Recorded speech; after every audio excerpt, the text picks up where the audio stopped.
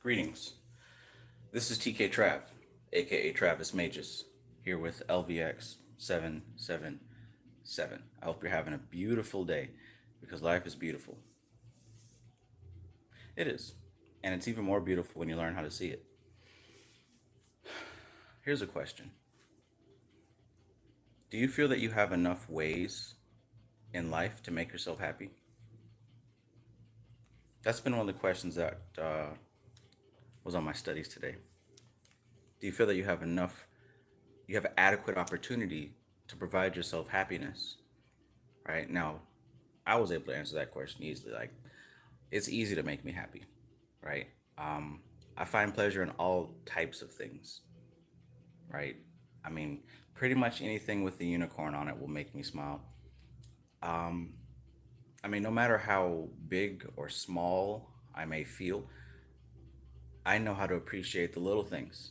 And I've trained myself to appreciate the little things because the big things, it's more hype than it is substance, right? Whether it's some kind of fancy car, some kind of name brand clothes, or even being with a person who has a certain kind of image. All those things are hype because at their core, it's just a car. It's just a pair of jeans or a shirt. It's just another human being. So I've learned to really put more emphasis on being able to appreciate the little things. You know, food makes me really happy, right? If I have some food that's delicious, if it looks good, if it smells good, if I put my heart and soul into serving it up, I eat by myself mostly, so I'm able to really just sit down and enjoy, right? It makes my day. I'm not wishing it was something else, wishing I was somewhere else. I'm very present. You know, I get immense joy finding a new book, buying the book, forgetting about it, and then receiving it in the mail a few days later. That makes me really happy. So the question that I have for you is, do you have enough ways? Do you have enough opportunities to make yourself happy? Or are you one of those people who deny yourself happiness, push it off in the future, and say, oh, I can only be happy when XYZ happens? Are you somebody that allows for yourself to have limited opportunities for happiness, or are you someone who allows yourself to have abundant opportunities for happiness? So, greetings to everyone jumping in. I don't know if you guys caught that, but if any of you did catch that, answer that question. And if it is difficult, maybe it's something you should think about. But today we're getting into Mystical Qabalah, chapter 11. And welcome everybody who's here. Atropa, peace. Peace, peace, peace. I got your email. I didn't read it yet, but I'll get to it after this. Will Trent, greetings, my brother. Black Bruce Wayne, my brother. Peace, bro, peace. I still remember that night. Me and you met in front of the trailer when I lived out in the trailer. We were talking about your father. Yeah, Laser Beam, peace, peace. Travis Harris, greetings. Society Ejects, my bro, peace. Jill Anderson, greetings, greetings.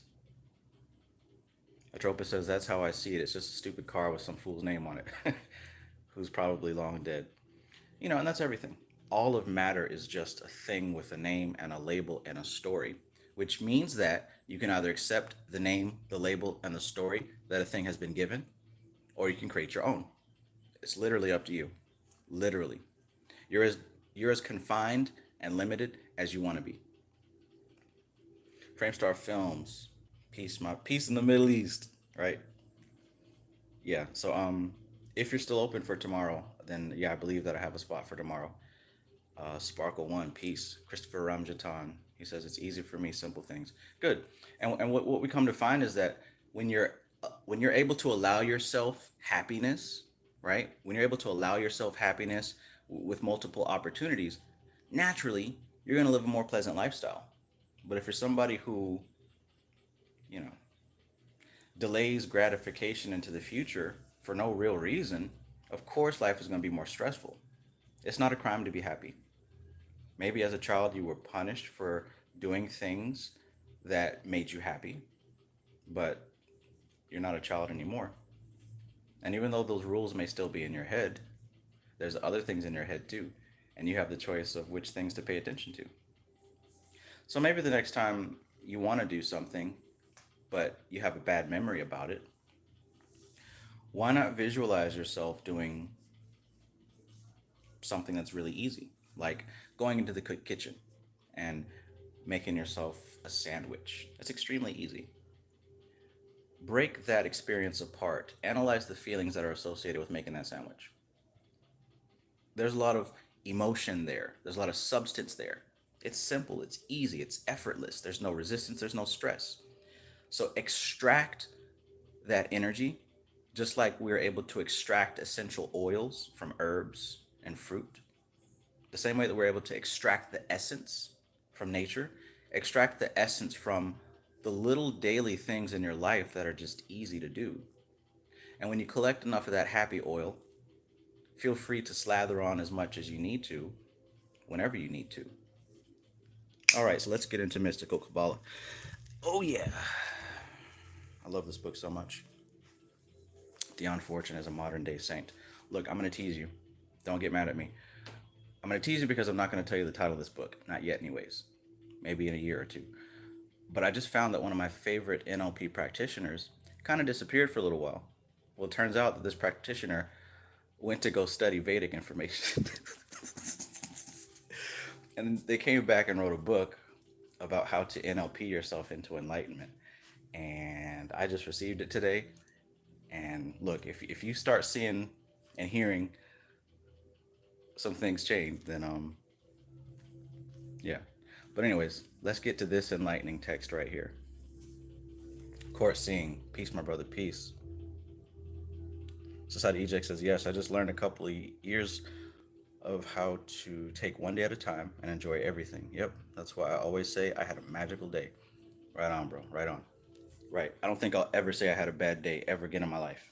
Not possible. Not possible. Because out of those 24 hours, there's something that I did that made myself feel good. I promise you that. I'm not going to go a day without that. Interesting story. If you went to the Master Student Conference, there was a woman who went up and spoke. One of the things that she talked about was for prosperity, for abundance, going out to a bank, collecting some of that dirt, and doing some rituals with that dirt that you got from the bank. Now, my brother, he's kind of just learning here and there. He's not really into this stuff, but he was going to the bank, and I told him to pick up some dirt for me, and he brought it back, and I put it on my altar over there, which is blue because of Jupiter.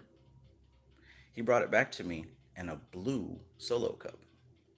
So I thought that was pretty significant, right? Because blue is the color of abundance. He doesn't know that, but unconsciously, he did it. Gotta love how this thing works, right? Travis Harris says, I've been deep in the cosmic doctrine the last few nights, and boy, oh boy. Yeah, man. I've been telling you. But I'm not going to push that on anybody because you got to be ready for that book. All right, let's begin.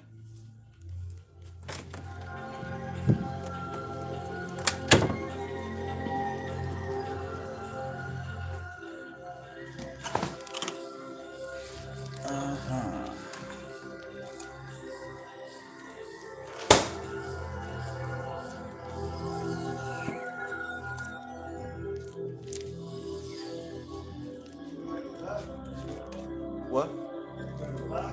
Yes.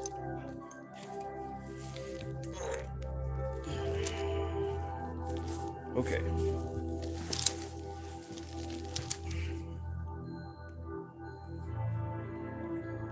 Sakuraku Nexus says, guess what book came in last night? Is it the Satanic Bible?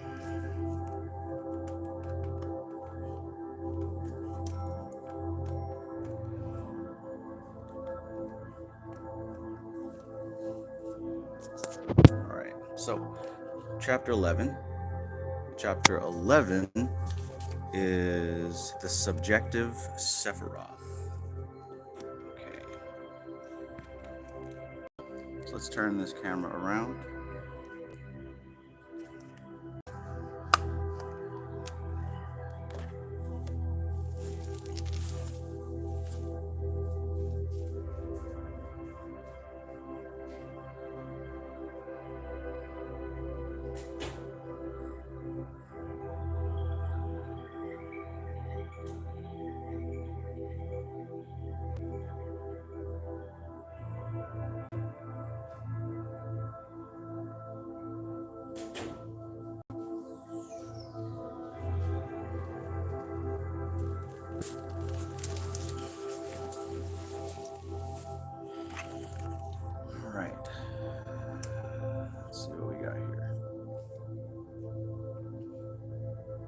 Higher understanding, peace, peace.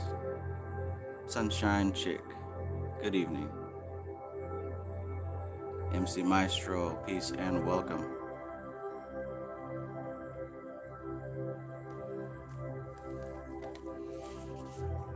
It's funny, I was just telling my student about the Sith rule of two.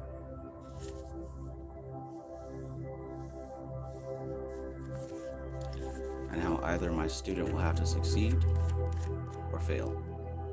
No in between. I'm nice to y'all, but I'm very tough on my student.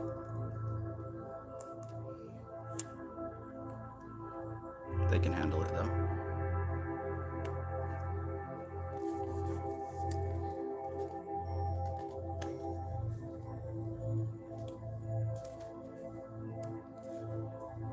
All right.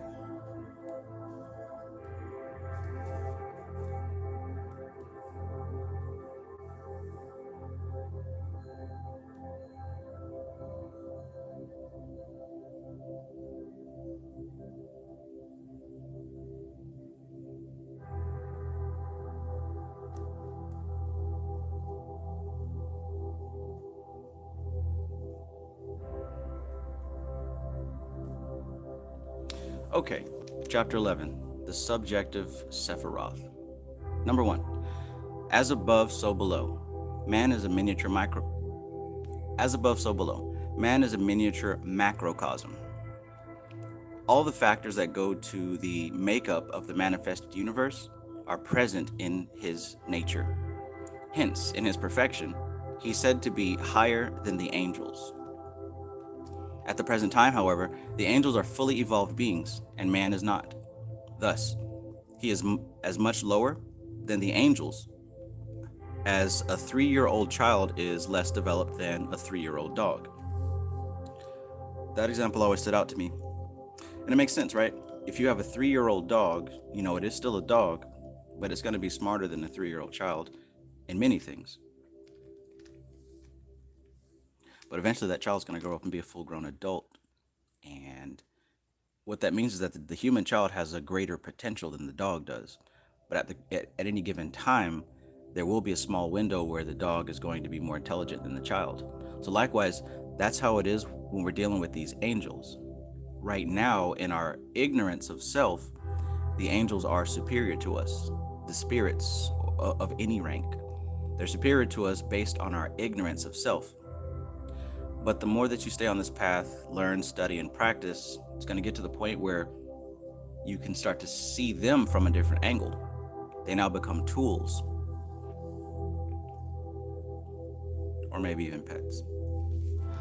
So yeah, she says, as above, so below, man is a miniature macrocosm. All the factors that go to the makeup of the manifested universe are present in his nature.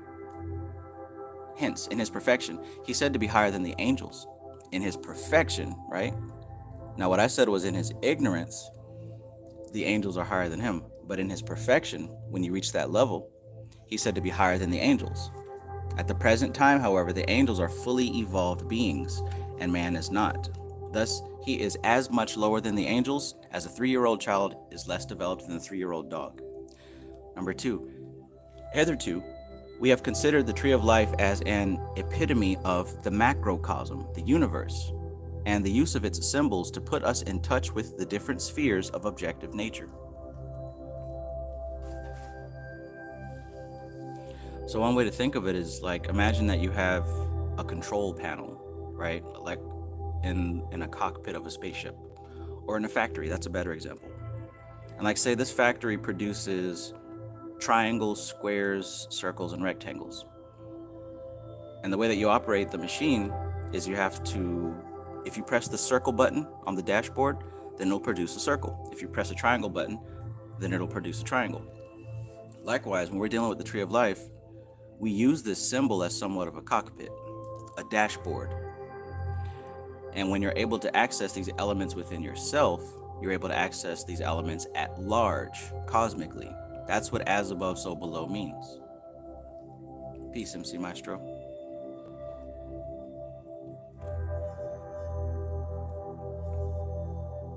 MC Maestro says humans are still elementals. Yep, that's what we call NPCs, right?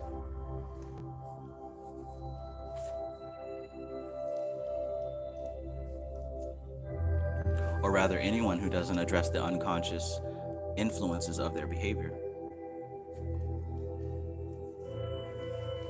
Number 3, the accepted.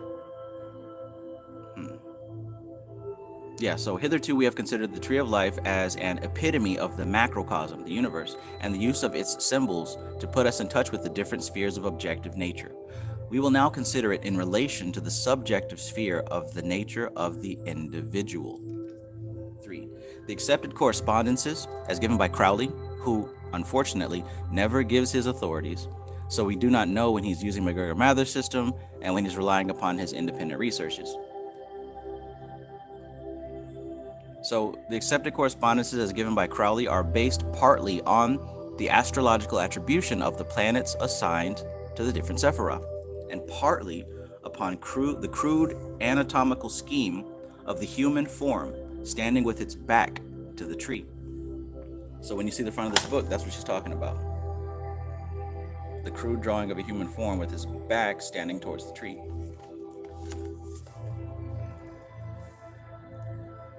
This is too crude for our purposes, and probably represents the work of later generations of scribes. During the Middle Ages, the Qabalah was rediscovered by European philosophers, and they grafted astrological and alchemical symbolism upon its system.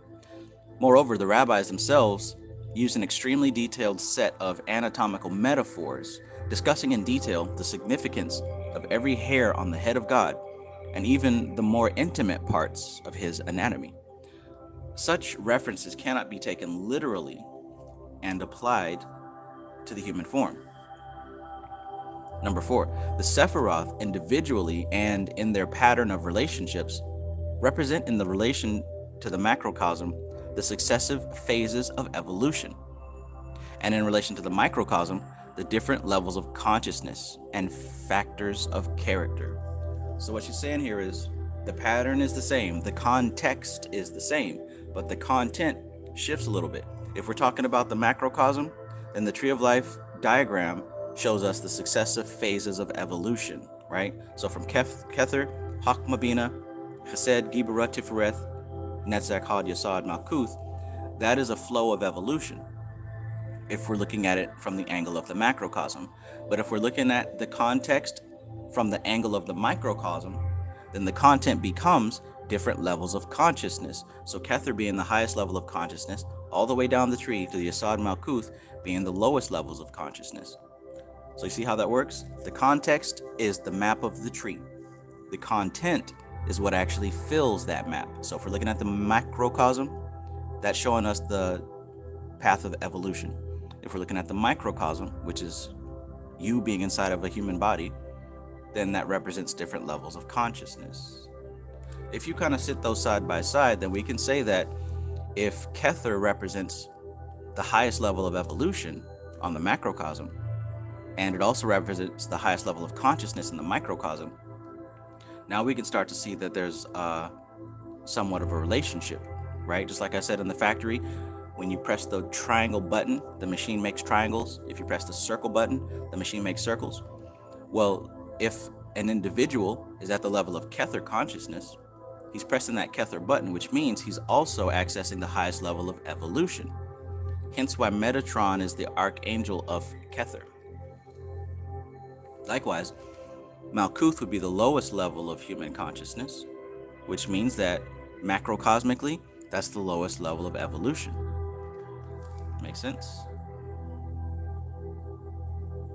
Greetings, alligator. That these levels of consciousness have some relation to the psychic centers of the physical body is a reasonable assumption, but we must not be crude and medieval in the conclusions that we draw. Occult anatomy and physiology have been worked out in detail in the yoga science of the Hindus, and we can learn much from their teachings. Y'all heard what Dion Fortune said. We can learn much from their teachings. The latest advances in physiology are pointing to the conclusion that the link between mind and matter is sought to be primarily in the endocrine system of the ductless glands and only secondarily in the brain and central nervous system. In other words, what she's saying here is that newer and newer sciences are pointing to the validity of the influence of the chakras on the physical body, etc., etc., etc. Whereas before, scientists attributed everything to the brain. But modern science, even back in her day, was starting to point at the influence of the energetic body, because that's what the chakras are. There's not actually spinning colored balls inside of your body. If so, you might need to get that checked out. But those wheels of light represent the anatomy of your etheric body, which is the actual body that the physical body is patterned after. So if you want to heal yourself magically, you heal the etheric body first. When you try to aim your focus and your energy at the physical body, you don't get much done. You strain your forehead like Goku trying to power up. But like what she's saying here, we're finding more and more that it has to do with the area of the ductless glands, because those ductless glands are actually where the chakras are. So when you work with the chakras in the etheric body, the way that they connect to the physical body is through those ductless glands. So at every chakra point, there's what they call a ductless gland. You guys can look that up on your own if you've never seen it before. We grow natural. Peace, peace. Matthew Watson, peace. Welcome aboard. If you guys are just joining us, go ahead and hit that like button, because YouTube uses that for currency, I suppose. The more likes, the better the chance of that current lifting you up to the top of the water.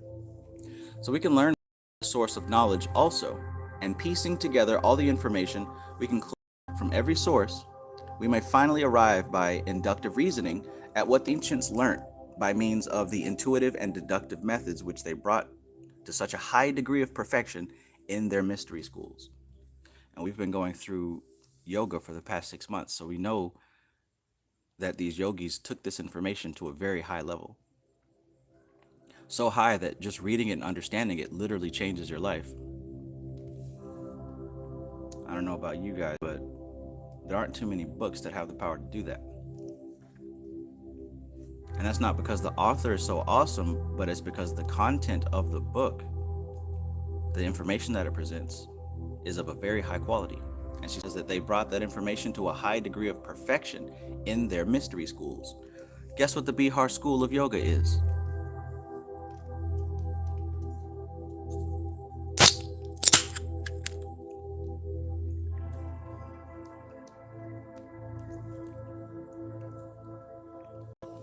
And honestly, like, we could compare this a lot to Star Wars. How you've got the Yoda or the Jedi and their apprentices, right? The same way that you've got Yoda and Qui-Gon Jinn and Obi-Wan Kenobi and all those folks. Honestly, Sivananda was a Jedi master, and his apprentice was Satyananda. And then when he got to his level, his apprentice became Niranjan Ananda. Kind of makes me wonder if there's like a, well, I know there is. I was going to say like a Sith version of these yogis, but maybe that's what we call the Agori. Or maybe they would be some type of Western Kabbalist.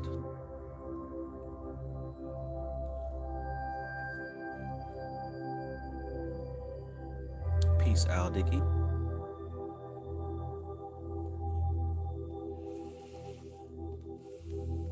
Number 5.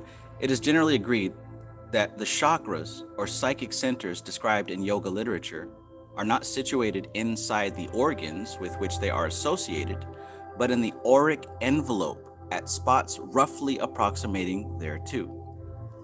Those of you who have done chakra shuddhi, right, clearly understand where those chakra points are.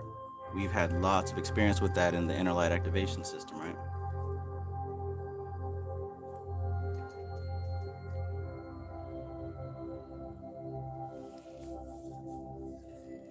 We shall do well, therefore, not to associate the different Sephiroth with the limbs and other parts of our anatomy, but to regard the use of such analogies as metaphorical, and look for the psychic principles which they may be held to represent.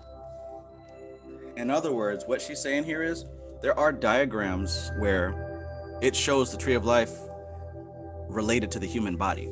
So what you'll see is that Gibura and Chesed are related to the shoulders, and maybe Had and Netzach are related to the left hand and right hand.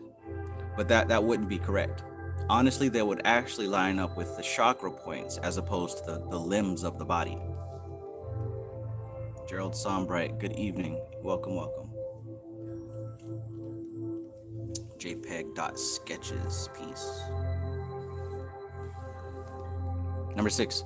Before proceeding to a detailed study of each Sephiroth from the standpoint, it is very helpful to have a general survey of the tree as a whole, because so much of the elucidation of the symbolism depends upon the relationship of one symbol to another in the pattern of the tree.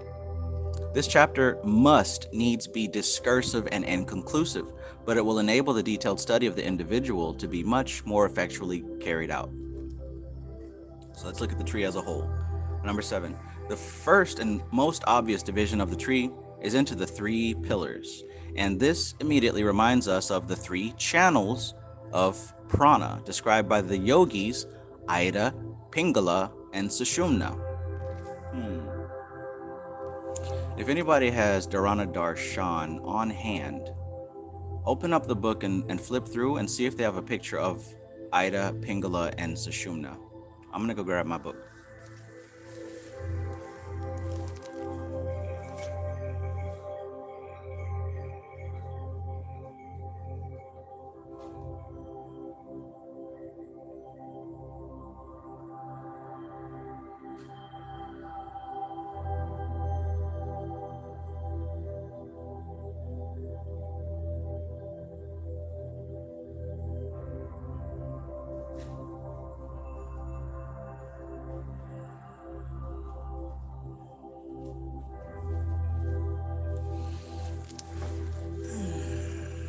Anybody find it? I don't think so. Alright, so I'll have to find it. Let's see. I know there's a picture in here. Okay, that'll work right there. That'll work. Nicole Berkeley, good evening. Good evening. Make sure you schedule your session with me if you haven't already. And that goes for everybody who's signed up for the Shadow Work Mastery System. Make sure you schedule your date. The calendar is working, and the spots are filling up quick. And look, you don't have to schedule all of your days at once, because the calendar only goes out 30 days in advance. Because I don't like to think that far ahead. But if you want to just schedule one, do it, and then schedule the next one later, that would be ideal. But you don't have to schedule them all at once, because I mean that'll just be too quick. I'll see you like twice a week and then we'll be done. We won't really I mean, we can get some stuff done, but it would be better if we could work. Then you can take some time to think about it, try some things, and then come back. And by the way, if you haven't signed up for the Shadow Work Mastery System course, it's beginning in 5 more days, 7/11. So for 5 more days, it still has the 45% discount. All right. After that, the price is going to double. So if you haven't jumped on board yet, I suggest you do so. A lot of people already signed up, and I'd hate for you to miss out on this special if this is something that you want to do. All right. So Society Eject says page 95. Thank you. I found one on page 120. Let's see. Yes, I'll use that one. But basically, what she's saying right here is that if you look... Alright, so here's what she's saying. She's saying we're looking at the different divisions of the tree because we're looking at the different patterns of the tree. Now, what she's saying is that the first thing to look at is the 3 pillars. And the 3 pillars, she says, immediately reminds us of the 3 channels of prana, which are Ida, Pingala, and Sushumna. And that's what we see here, these 3 pillars. Right? Ida, Pingala, and Sushumna. So take a good look at this right here. right? You see those three divisions. We know Rajas, Tamas, and Sattva. And then take a look at what's happening here with those three channels, right? We still have the three pillars, Ida, Pingala, and Sushumna. So that's the same thing. That's the same thing.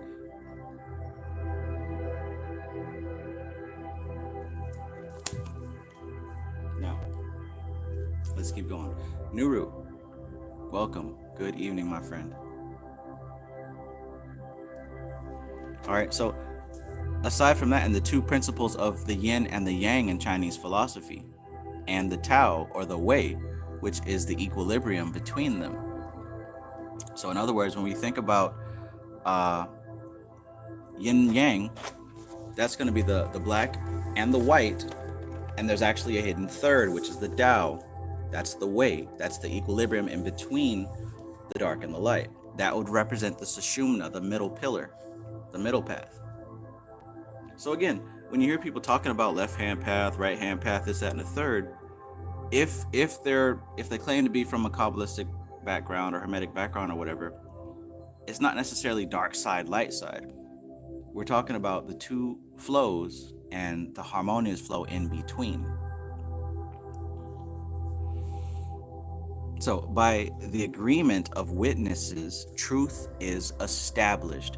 You might want to highlight that or write it down, because that right there, that's going to answer any doubt that you have about anything. She says, by the agreement of witnesses, truth is established. So you don't have to take my word for it. You don't have to take anyone's word for it.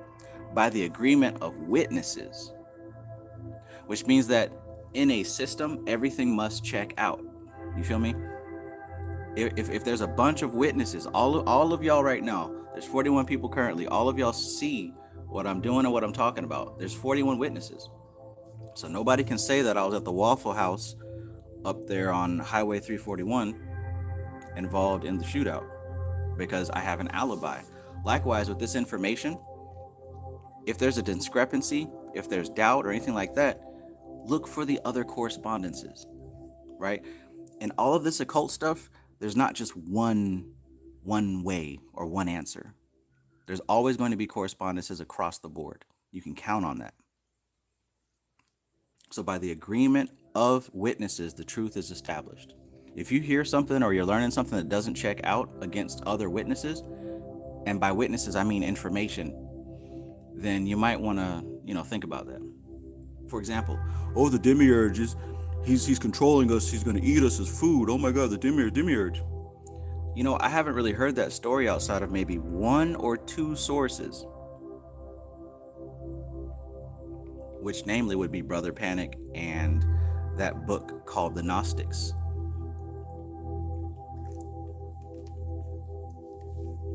Plato didn't say that about the demiurge. Plotinus didn't say that about the demiurge.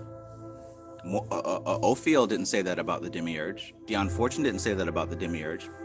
There's so much more about the demiurge outside of Brother Panic and the book called The Gnostics that he recommended. There's so much more outside of that. So what are you going to believe? What one person said in one book, or multiple sources that you can cross-reference that aren't even really connected to each other?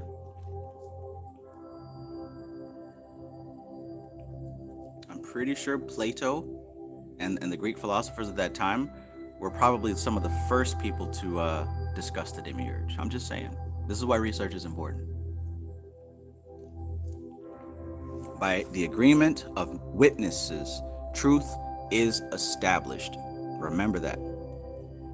And when we find three of the great metaphysical, and this also goes for things like this, like some new stupid ass fad will come out on the internet. Oh, well, you got to melt your chakras. Pay me $100 and I'll melt your chakras. That doesn't line up with anything. You will not find in any of these yoga books, not nary one of them yoga books, not nary one of them, does anyone say anything about melting chakras. I mean, you don't even got to look at Samkhya. You can go to the Vedanta system. You can go to, whatever. That's what I'm saying. Do your research, cross-reference. Don't just take one. In church, they call it a wild prophet. Don't go following after one wild prophet.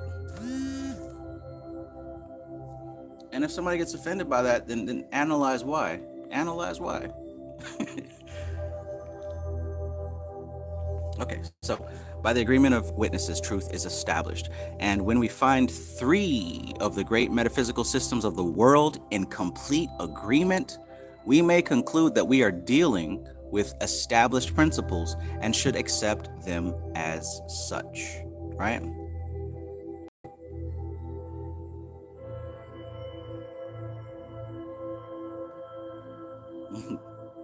The High Priestess, peace, peace.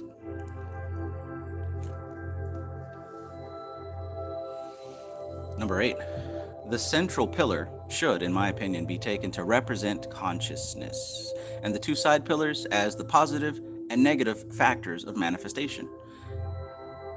See that? The central pillar, she says, in her opinion, should be taken to represent consciousness. Now, coming from the author of The Cosmic Doctrine, I think that her opinion weighs heavy on a scale of validity. So the two side pillars would represent the positive and the negative factors of manifestation. It is noteworthy that in the yoga system, consciousness is extended when Kundalini rises through the central channel of the Sushumna, and that the Western magical operation of rising on the planes takes place up the central pillar of the tree. That is to say, the symbolism employed to induce this extension of consciousness does not take the Sephirah in their numerical order, commencing with Malkuth, but goes from Malkuth to Yesod and Yesod to Tifereth by what is called the path of the arrow. She's dropping a little bit of a hint there.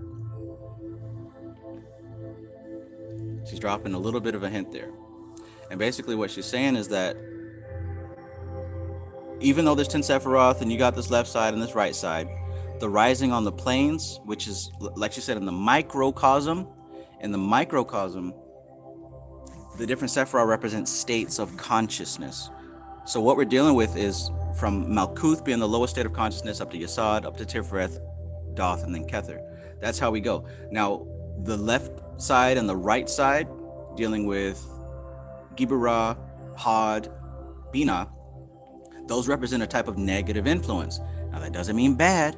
The negative influence means it's more magnetic, right? It's pulling, it's slicing away, it's condensing it into form. It's like gravity, right? Whereas the right side is doing the opposite. It's expanding it. It's extrapolating it, it's unpacking things. So basically, you're on rising up the path, you're going up through either Malkuth, Tifereth, Yesod, whatever, but you're being pulled or pushed, right? You're being kind of knocked off center or pulled in the opposite direction. So the important thing is to try to, and what's actually being pulled is the content of your mind, right? It's the content of the ego, the attachment. That's what's actually being pulled left and right. And if you get pulled too far, then you fall off the path. So all that to say, if you really don't understand what the Sephiroth represent, what I'm saying is that there's vices and virtues associated with each of the Sephiroth, and if you find yourself exhibiting a specific type of vice, then it's possible that you're being pulled off to that side of the tree. Let me know if that makes sense or if I have to describe it a little bit differently. Corporeal Chaos Consulting. Peace, bro. Peace.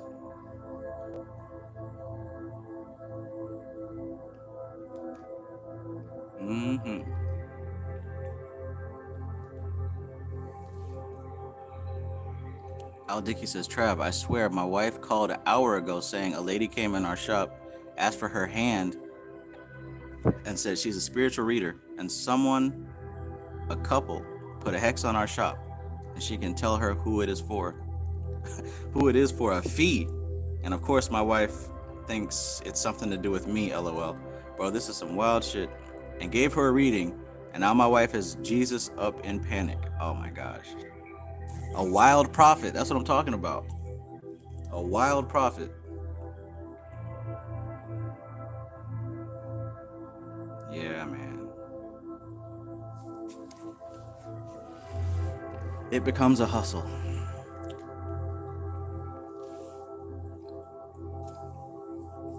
And if you don't know any better, then of course you go right along with it. That's why I say, by the agreement of witnesses, truth is established. I might have to write that down and post it so I don't forget it. I mean, I don't forget it, but to have it in the front of my mind would be nice. Okay, Wild Prophet, if that's what you're saying, let me get some more witnesses. Let me get some receipts. Can you back that up? Because if say she says I'm a spiritual reader, right? If we just take the spiritual off of it, you're just a regular person who's come up to me talking about, hey, you got a hex, pay me and I'll take it off of you. It wouldn't hit the same. It would hit different if you took the title off of that person. So you're going to have to come with something a little bit harder than just, I'm a spiritual reader. You're going to have to be able to back that claim up, because you're telling me my shop is cursed and I need to pay you to get that cursed. What? Huh? Who? What?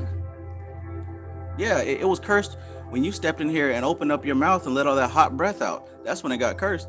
If anything, I need to pay you to leave and never come back.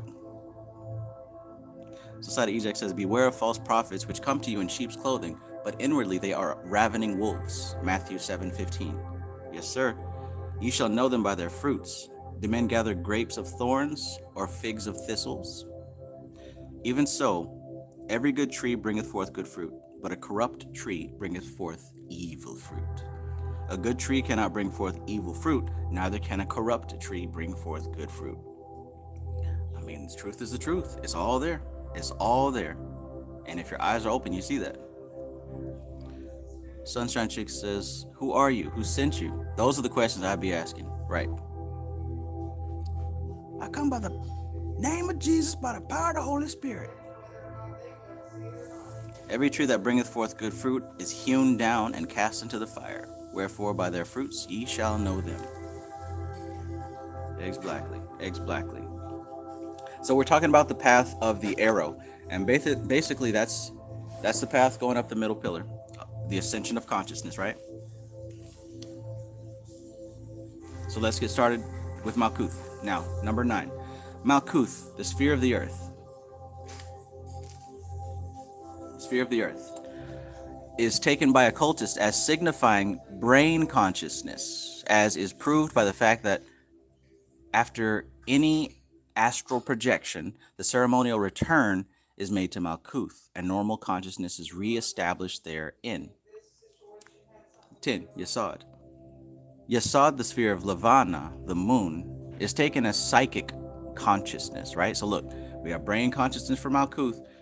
And if this is new to you, just highlight what I highlighted and then go back and meditate on that, because I highlighted all this for a reason.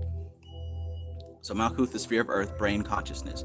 Yesod, sphere of the moon, psychic consciousness. And, right, Yesod isn't just the psychic consciousness, but it's also the reproductive center, right? Consider what we said about Gabriel, condensing force into form, the last step before you actually get that body and you are forcefully pushed out of that vagina or sliced out of the stomach. Just before that happens, you had a conversation with this archangel Gabriel, somewhere in the unconscious blackness of the 90% of the tree that doesn't include Malkuth.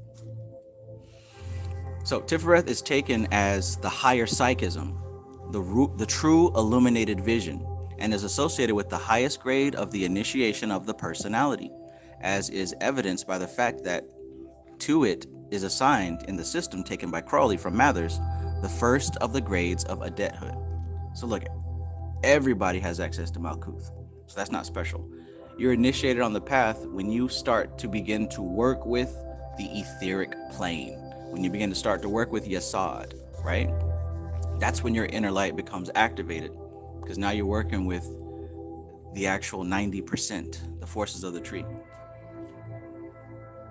Anybody can do Malkuth shit. A dog, a horse, a donkey, a bee, that spiritual reader, anybody can do Malkuth stuff.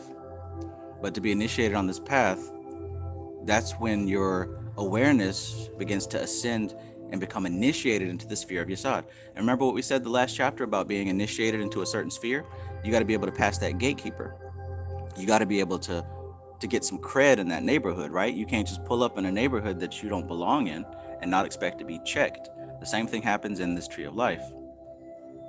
You can tell who don't belong in your sod, because as soon as they get up there, they start acting crazy. They start acting like they don't have any type of home training.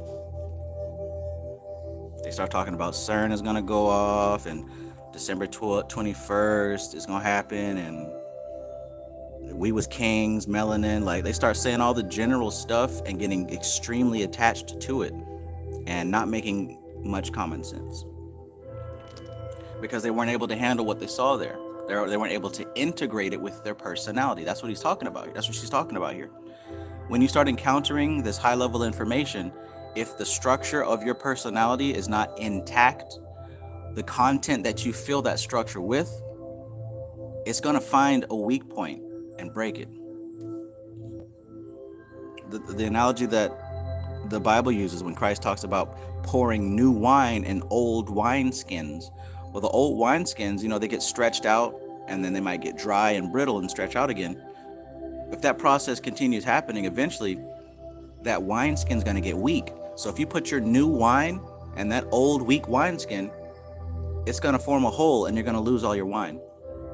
So when we're talking about that wineskin, we're talking about your mental structure. And I'm not talking about, they said I have ADHD and I got to take, what are those blue pills called? Adderall and da-da-da. I'm not talking about that. I mean, like, the context of how you have set up your inner reality, right?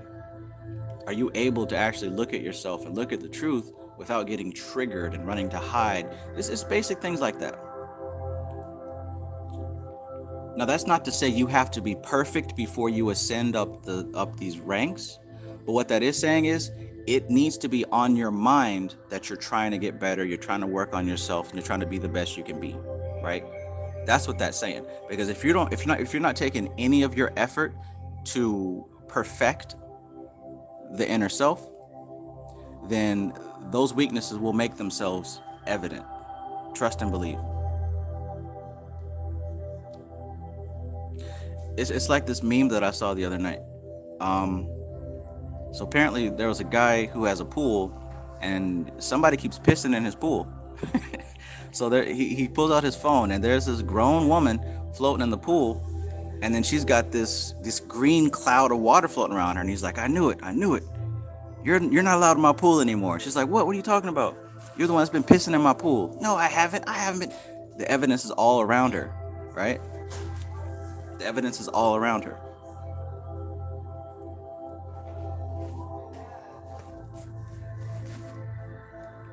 Oh my gosh. No home training. Literally.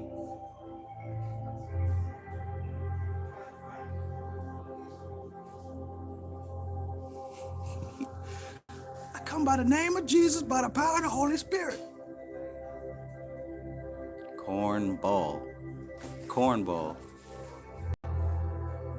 Will Trent says, I've been saying that verse heavy the last 2 weeks, and this is my second time seeing that today. I've been real hard on the tree versus fruit, and I'm seeing too much fakery, trying not to be bothered, right? That's that Magus stuff. Just like that lady that came into Al's shop. They might say they're spiritual, but just like the Bible says, you shall know them by their fruits. You don't have to tell me. Just keep being you. I can observe. You don't have to tell me anything.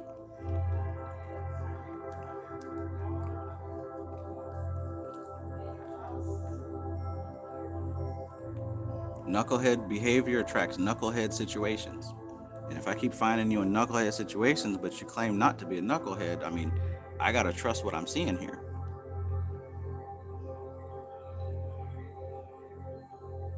Society Eject says, bro, imagine bringing Magus to your side, talking about a framework. Right.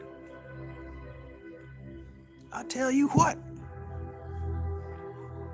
Framestar Film says, testing the circuitry, like twisting on all the fairy lights until all the lights in the Christmas tree illuminate. Yes, good analogy.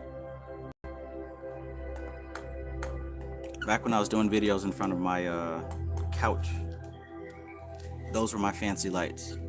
I had Christmas lights all around my table.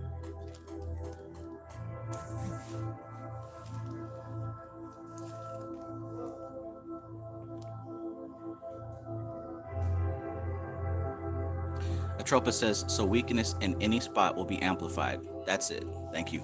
That's a better way of saying what I was trying to say. Weakness in any spot will be amplified. If you're not working to fix it, right? If your city has like potholes in the road and all that stuff, and you're getting government money and none of it's going toward those potholes, like, it doesn't matter how much money comes in. If you know who's in charge of allocating those funds isn't doing his job, that's one story. But if you know they're working on it, you can kind of forgive if it's taking time. Sometimes it might take a few years to completely rebuild everything. But if you see road work on the side of the road, at least you can say, okay, well, they're working on it, right? Likewise with this tree. You don't have to be perfect before you approach the different spheres. You just have to be working on yourself and willing to be improving. We're dealing with the entire universe here, not a limited ass human being. We're dealing with intelligences that expand beyond your own. So if you have an honest intent to improve yourself, that is seen, that is taken into consideration by the forces that you're working with.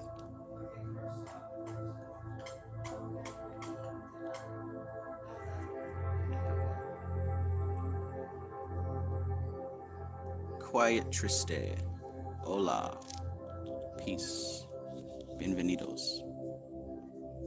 Aloha. Okay, so that's Makuth. That was Yasad. And basically, Tifereth is taken as the higher psychism. Right? So Yasad is psychic consciousness. Tifereth is taken as the higher psychism, the true illuminated vision, and is associated with the highest grade of the initiation of the personality, as is evidenced by the fact that to it is assigned, in the system taken by Crowley from Mathers, the first of the grades of adepthood. So you start to become an adept when you reach that Tifereth level, higher psychism, true illuminated vision.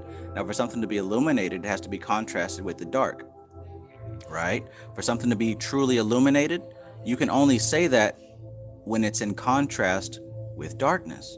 So I wonder, and I'm not even going to answer it. I'm going to ask you to think about it. What would the darkness be, right? Because if you've been working with Yasad, and no one said anything about illumination, we're working with Makuth and Yasad. It isn't until Tifereth, higher psychism, that we start talking about true illumination. So before that, there was darkness. What do you think that darkness might have been? You think about that. I'm not going to answer it.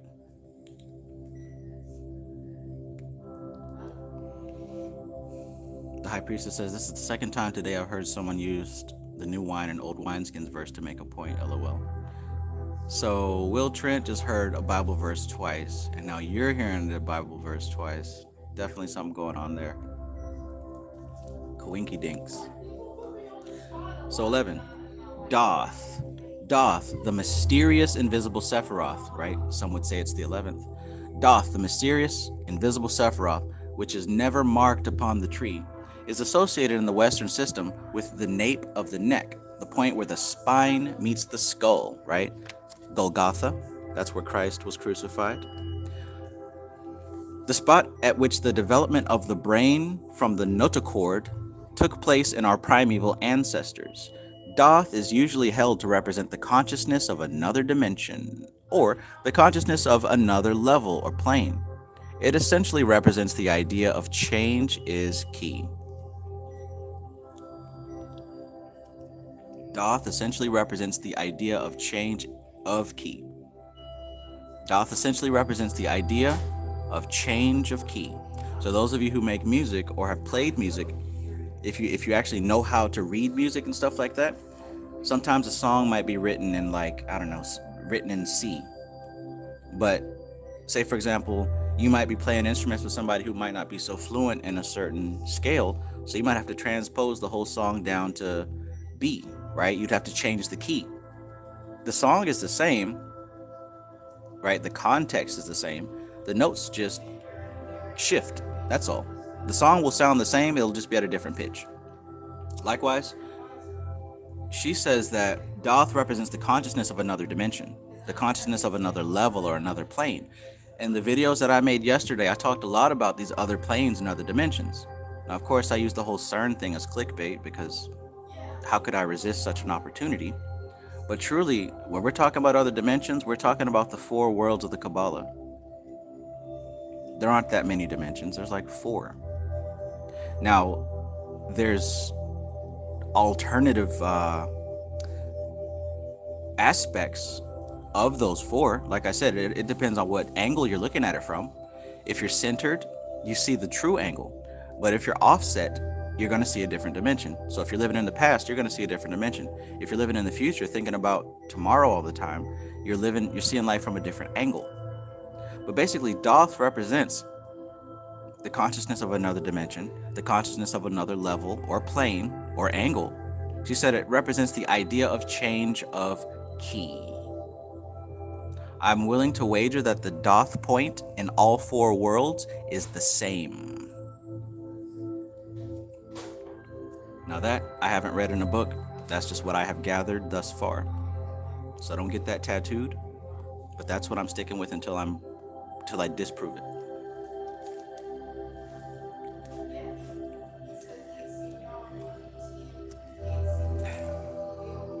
What a cute puppy you are. You're the best little doggy in the world.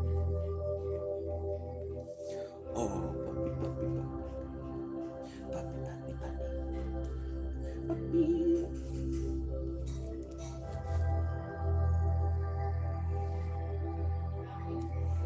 Yamival says, just want to say hello, my loves. I have to go listen to others' chapters. Thank you so much for your dedication to help us. I'm at work, so I'm going to listen to chapter 5 and 6. I mean, you can listen to this chapter. I mean, the whole book, it is what it is. Honestly, if I was any of you, I would just stay where I'm at, jump in, and maybe catch up as I go. But don't miss the life force, right? It's like fruit. When you buy fruit from the store, like the sooner you get it, the sooner you eat it, the more potent the prana. But the longer you wait, the more the prana begins to fade. I'm not saying that that's what's happening here, but I'm saying this is how you can contrast the live versus the pre-recorded or after play, if you didn't leave already.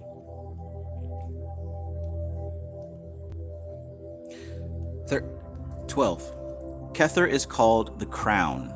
Now, a crown is above the head, and Kether is generally held to represent a form of consciousness which is not achieved during incarnation. All right? So anyone who's asked, oh, Trev, how do we access Kether? What is Kether all about? Well, like what she just said here. Kether is generally held to represent a form of consciousness which is not achieved during incarnation. Oh, don't get upset about that. If you're having trouble getting to Yesod, this definitely shouldn't make you upset. You got a long way to go. But just keep that in mind. If Thoth represents the consciousness of another dimension, then hell, Kether would have to be symbolic of another dimension. Because what do we know? We know that Kether is actually the Malkuth of the next level.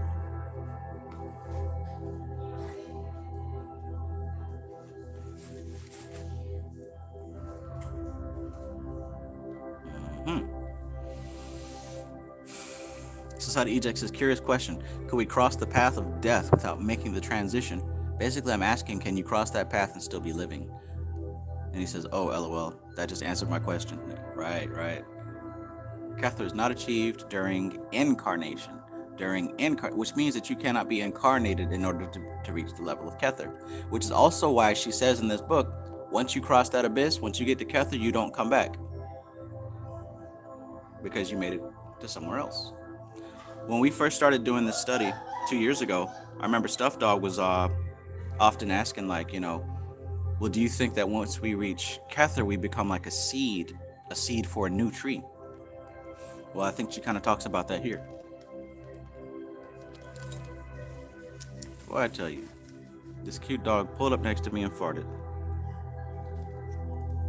Yeah, I smell that. And it is not Lucky Charms, and it is not Fruit Loops.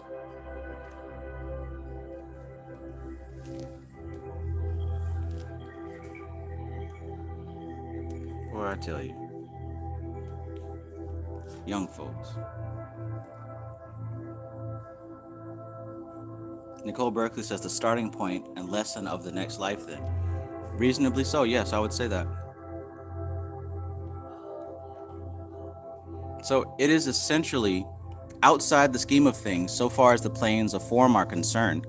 Outside the scheme of things, so far as the planes of form are concerned. The spiritual experience associated with Kether is union with God.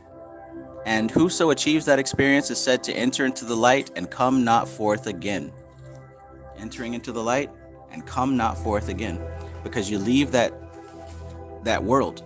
You leave that tree.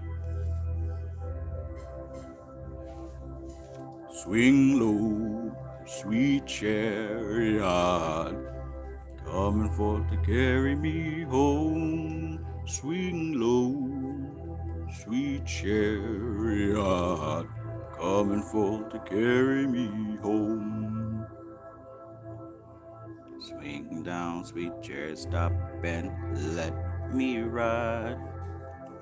Peace, Mad Bear.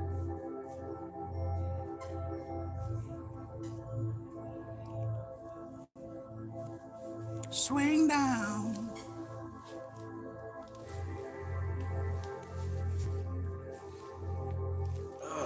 Still stinks.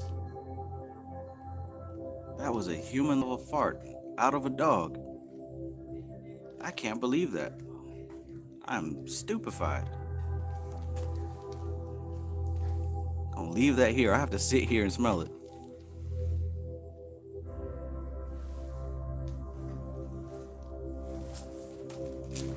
Hey, make sure you didn't actually drop something over here.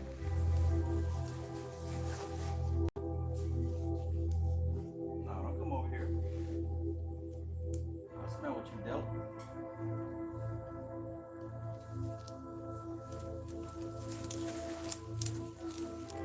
Boy, I tell you.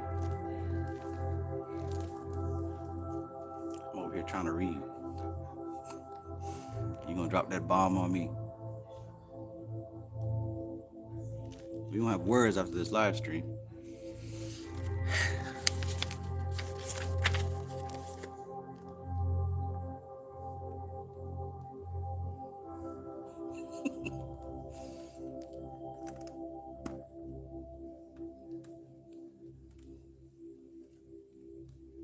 God bless America. All right, number 13. These Sephiroth unquestionably have their correlations in the chakras of the Hindu system, but the correspondences are given differently by different authorities. As the method of classification is different, the West using a fourfold system and the East a sevenfold system, correlation is not easy to obtain. You hear that? So there, even though the East inspired the West, we know that now, we see that beyond a shadow of a doubt. Listen to what she says here. The method of classification is different. The West uses a fourfold system, and the East uses a sevenfold system. Correlation is not easy to obtain, and in my opinion, it is better to look for first principles rather than obtain a tidy pattern of arrangement which does violence to the correspondences. It does violence. And what she means there is you'll often see patterns and correspondences where people just kind of force it to fit because they want it to make sense with their limited knowledge. And a good example of that is people who use like Pluto for Kether and like Uranus for Chokmah and like Neptune for Doth or something like that. It makes sense if you know you're believing in the 9 planets and da da da. But that's not how the tree was intended.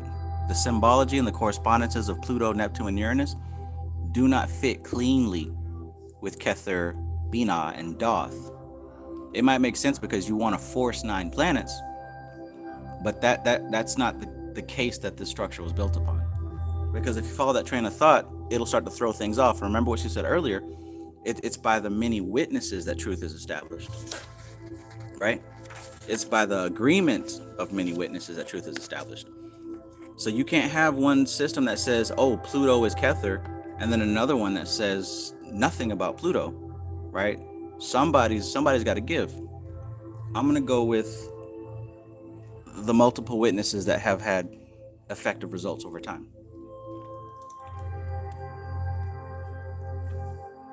I don't do any of the new age stuff. Nothing new under the sun. If somebody comes to you with some new, brand spanking new idea, chances are it's something that somebody kind of made up to force it to fit. Nothing new. No new friends, as or whatever Michael Jackson said.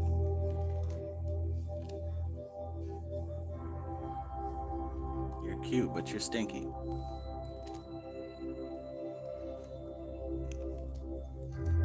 Reminds me of a girl I once knew.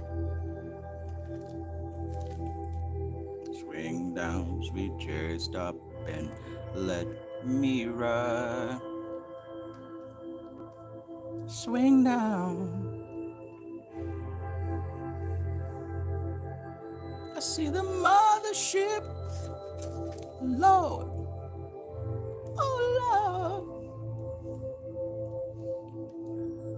You guys gotta check out Funkadelic Mothership Swing Down Sweet Chariot live performance.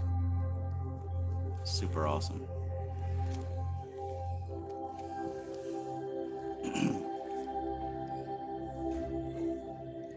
Okay. Drake, not Mike. I know, I was being facetious. Number 14. The only two writers known to me who have attempted this correlation are Crowley and General J.F.C. Fuller. General Fuller assigns the Muladhara lotus to Malkuth, pointing out that its 4 petals correspond with the 4 elements.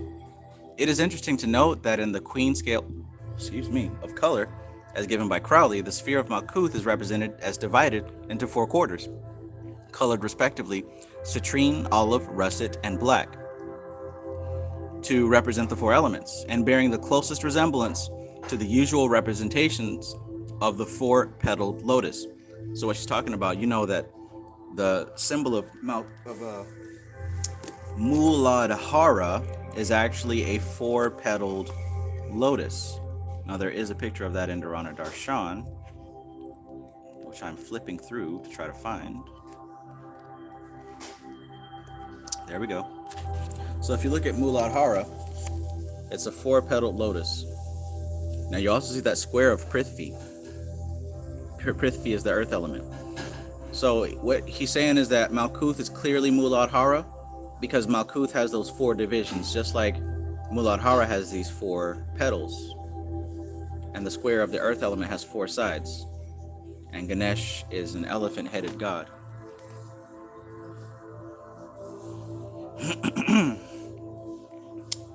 It's interesting to note that in the Queen scale of color, okay, I already said that, 4-petal lotus. Now, 15. This lotus is represented as situated in the perineum and is associated with the anus and functions of excretion. In column 21 of the table of correspondences given by Crowley in 777, he attributes the buttocks and the anus of the perfected man to Malkuth.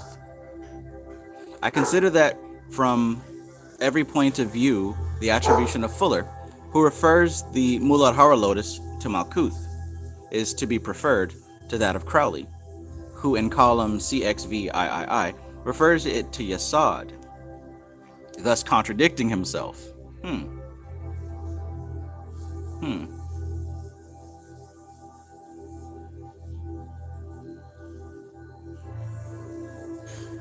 In the infantile mind, according to Freud, the functions of reproduction and excretion are confused. But I do not consider that this attribution is one that can be generally accepted or ought to be perpetuated.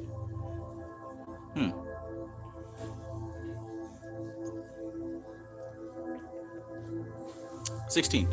Malkuth, viewed as the Muladhara lotus, represents, we may take it, the end result of the life process, right? That's why it's related to the anus. It's the end result of the life process. That's Malkuth. So if God was the structure of the tree of life itself, and she's saying here that Malkuth represents the anus, that's somewhat of a correspondence for this physical plane that we find ourselves in. Now, many people think that this is the end-all be-all. Many people think that the greatest things are to be found in the material plane, right? So again, like I was saying earlier in the very beginning of this video about people finding happiness in like the expensive cars, fancy clothes, or other people with like name, fame, and glory. But all that stuff is literally cosmic shit. So the sleeping world is swimming around wrestling in it. We're trying to find our way up out of it. Everything here is one thing, like I've been saying this. All of matter is one thing. All of matter is one thing. And now we know what thing it is.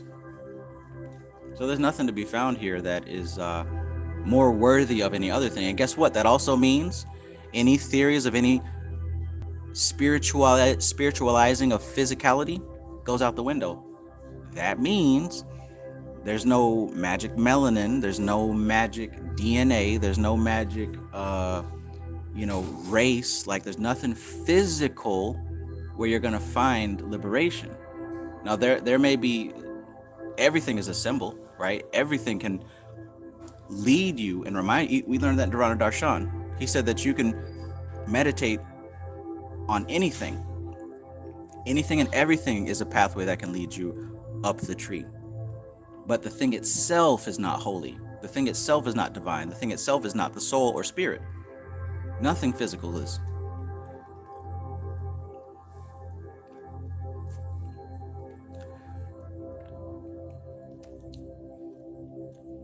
Swing down.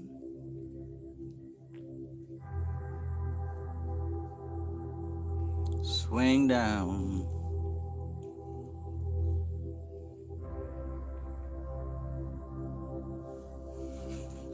Society Eject says, "Yep, brother, I don't think they understand that video you did Sunday." Sheesh, I barely understand what I said Sunday. I'm still trying to process it too. Sometimes the voice goes ahead of the mind. The voice goes ahead of the ego, which is fine. Apparently my guru couldn't make it in the physical, so he's got to use my body. Too legit to quit. Bam, bam, bam, bam, bam, bam. Okay, so 16. Malkuth, viewed as the Muladhara lotus, represents, we may take it, the end result of the life process, their final concretion and form, and their submission to the disintegrating influences of death, in order that their substance may be utilized again. So again, talking about death here, what's actually happening with death, death is a requirement for everything physical. Everything that is put into a shape and formed physically, it has to be broken apart and dissolved so that dissolution can make way for new life. That's just how this thing works. And like I said last night, nature attempts to reflect eternity. And since nature is limited in her intelligence, she cannot reflect eternity as it is. So her version of eternity is the death and rebirth cycle. So she reflects life, gives birth to things, but those things have a limited span, and death happens. Now that death isn't the end, because more than likely that soul is still going to be attached. So the death now releases that soul and allows it to experience and exercise its karma in a different form, in a form that is more appropriate for the type of karma that it accumulated. That's her version of eternity. So if you don't talk about eternal life in the realm of Prakriti, that is why you keep reincarnating. That's called eternal life on the lower level. But that's a reflection. That's an imperfect version of eternal life. Eternal life is not incarnating within Prakriti at all.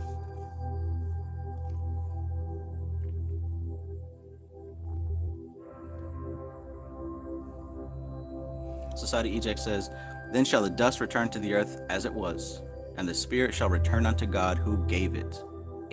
Chapter 8 Ecclesiastes, verse 12 through 7.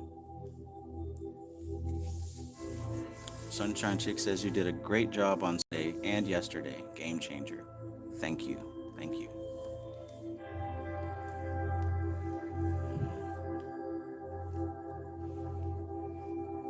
yesterday came to me in a flash out of meditation, and I scrambled to write everything down. I didn't even talk about everything that I received. That was only half of it, but it was still very, very nice.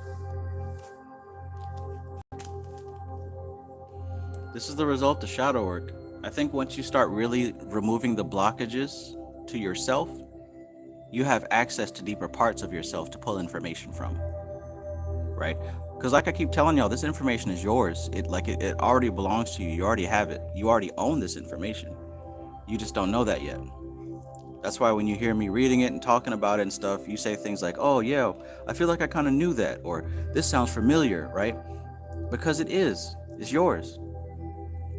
Eventually you'll get to the point where you won't necessarily need a book to access it. I'm not saying stop reading, but I'm saying you won't need a book to access it.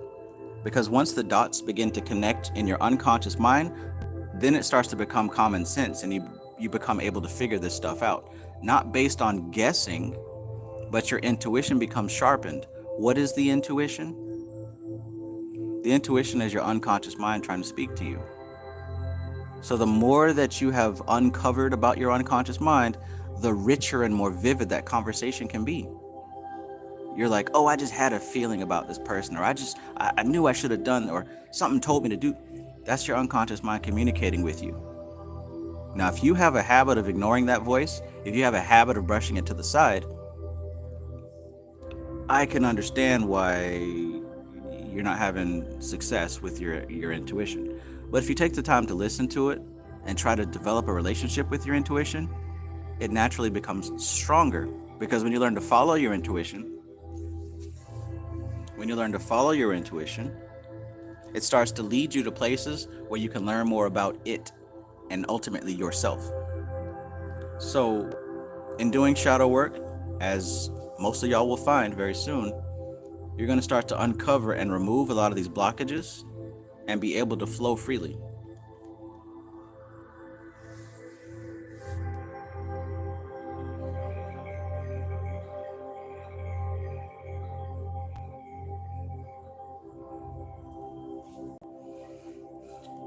Sean says, have you seen the show The Man That Fell to Earth? They're so in it. Nah, I really don't have time. I think I heard Dream talking about it though, Dreamwise.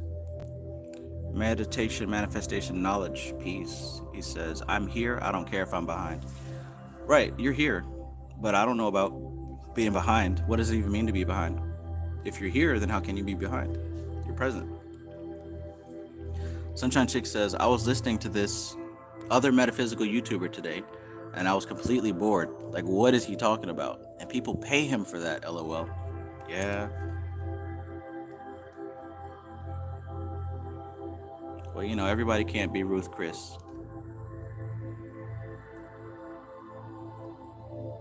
Somebody got to be Applebee's. Somebody got to be the country buffet.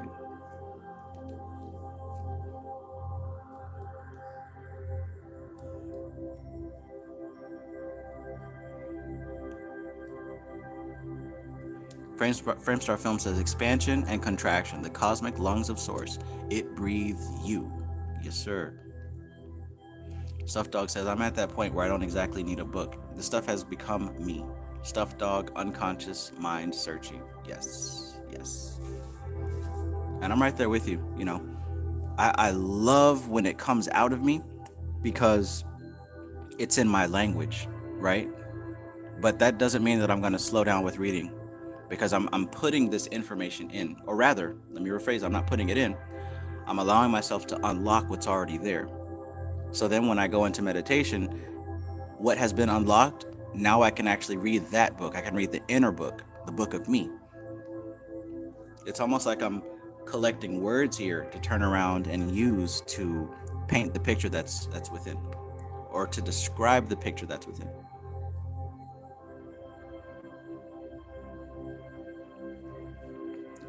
All right, let's keep going. Somebody got to be the country buffet. And you know, buffets are made to accommodate a lot of people, right? A buffet doesn't specialize in anything. A buffet has some lasagna right next to the roast beef, right next to the ice cream, right next to the fish, like next to the spaghetti. But a specialized restaurant, you know, they got their signature couple of dishes, and they specialize in like a style, right? There's a difference. All right, so putrefaction and decomposition. We talked about death. Muladhara is viewed, Malkuth is viewed as the Muladhara lotus. It represents, we may take it, the end result of the life process, their final concretion in form, and their submission to the disintegrating influences of death, in order that their substance may be utilized again. The form into which they have been organized by the slow processes of evolution has served its purpose, and the force must be set free. This is the spiritual significance of the process of excretion, purification, and decomposition. Excretion, purification, and decomposition. Do you see Rajas, Tamas, and Sattva? Excretion would be Rajas, because that's, you're pushing it out, it's an activity. Purification would be Sattva. Decomposition would be Tamas. So the spiritual significance of sitting on the toilet is excretion, purification, and decomposition. That's also the spiritual significance of our experience here in Malkuth. I know the analogy sucks, but I mean, it's really pretty accurate.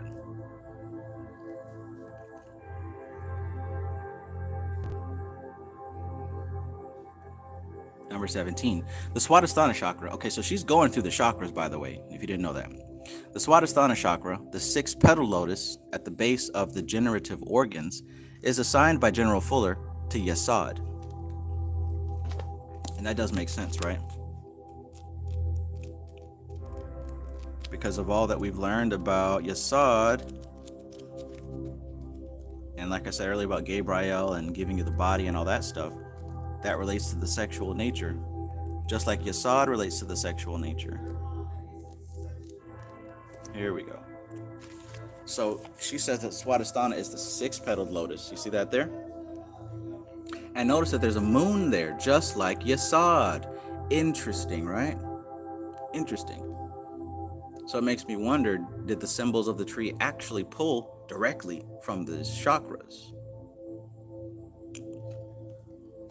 All right, so the Swadhisthana chakra, or the six-petal lotus, at the base of the generative organs, is assigned by General Fuller to Yesod. This agrees with Western tradition, which assigns Yesod to the reproductive organs of the divine man. Its astrological correspondence with the moon, Diana, Hecate. Also agree with this attribution Crowley, though assigning Yesod to the phallus in column 21 of 777 assigns the Swadhisthana lotus to Hod, Mercury. It is difficult to understand this attribution, and as he does not give his authority, I consider it better to adhere to the principle of referring to the levels of consciousness of the central pillar. So she points out another good point here. You will see systems where people assign the chakras to the Sephirah going up. So there are some systems based on what Crowley has put together that'll say Malkuth is Muladhara, then Swadhisthana is Hod, and then, you know, it's just kind of all over the place. But the best way to look at it is just like how it is in the body.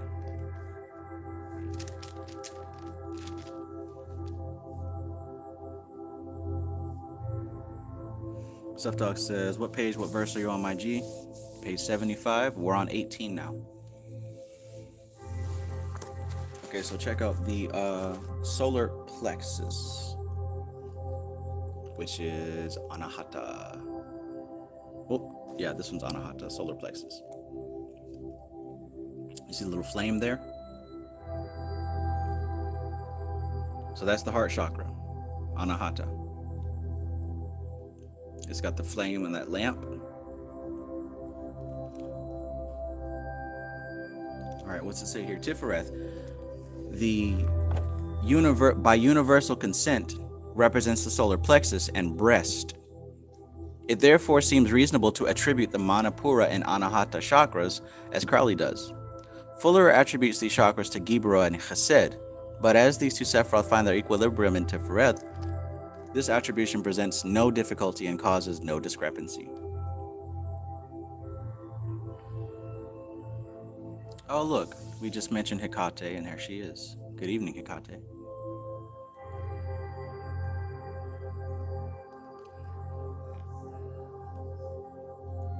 All right, so 19.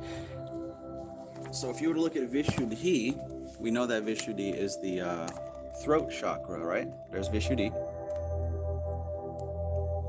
And that actually lines up with the Akasha element. So there's Vishuddhi, the throat chakra.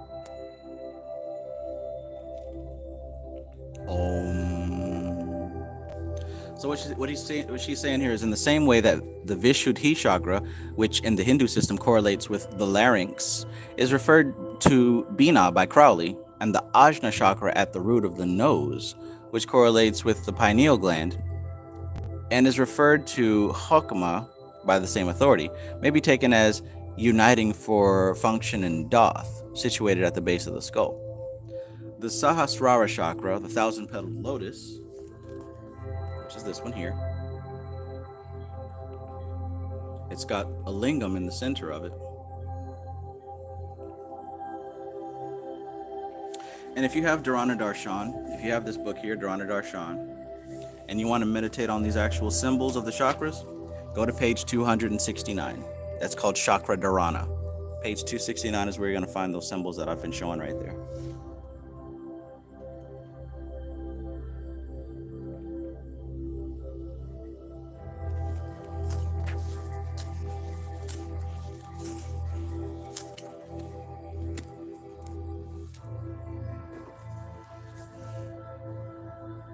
And that book has some untouched gems in it as well.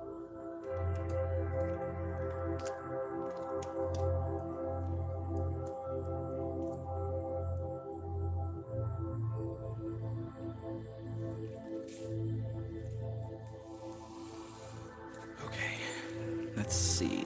So, the Sahasrara chakra, the thousand-petaled lotus, situated above the head, is referred by Crowley to Kether, and there can be little reason to quarrel with this attribution, for it is foreshadowed in the very name of the first path, Kether, the crown, which rests above the head.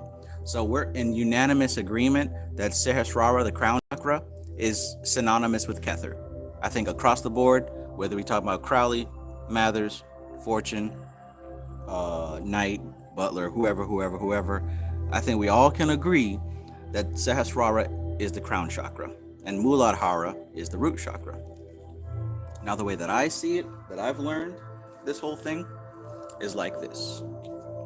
Look at the 7 chakras. 1, 2, 3, 4, 5, 6, 7. Did you get that? I'll do it again. You got 7 chakras, right? And 10 spheres. So how do we make it make sense? Check it out.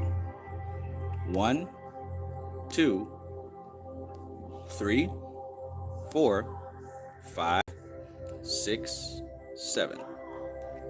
That's how I see it. Root chakra, sexual chakra, stomach chakra, heart chakra, throat chakra, third eye chakra, crown.